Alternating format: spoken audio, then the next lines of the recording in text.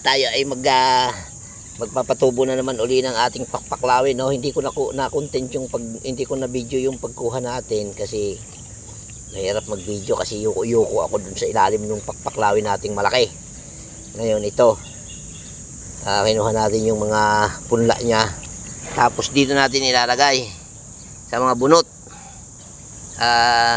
Tingnan natin kung makabuhay tayo dito. Meron na tayong nabuhay doon sa nursery. Pakita ko sa inyo mamaya. Yung una nating vlog na maliliit pa, ngayon medyo malalaki na, pakita ko sa inyo. Yan. At lalamas-lamasin nga lang natin to. Tatanggalin natin yung mga kunya dito. Ito. Lamasin natin yan. Tatanggal yan. Ayan o.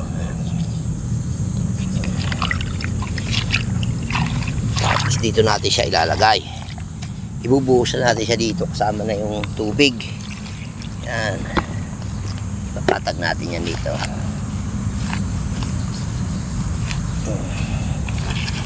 Yan. Tapos to guys, itong mga simento na to guys, lalagyan din natin. Lagyan natin para yan ay may tendency mabuhay sila dyan.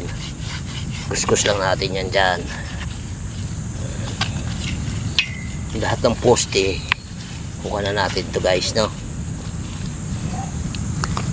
Dito pa lahat ng posteng simento lalagyan natin kasi mabilis tumubo dito sa may mga lumot ang pakpaklawin.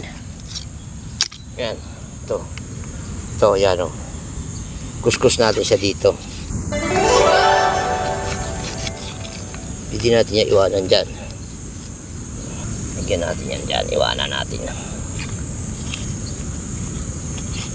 Dapat kasi kumapit yan dyan, sumingit. Yan. Singit natin yan. Ayan. Kapit yan dyan. Kapit yan dyan, tutubo na yan.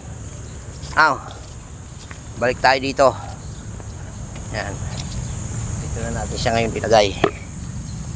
Ito.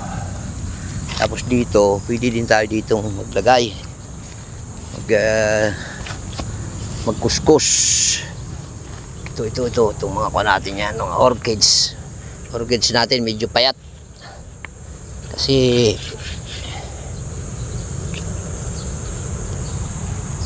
wala tayong pataba sa orchids, wala silang pagkain. Hindi tayo nakakuha ng pagkain nila eh. Tutubo yan dyan.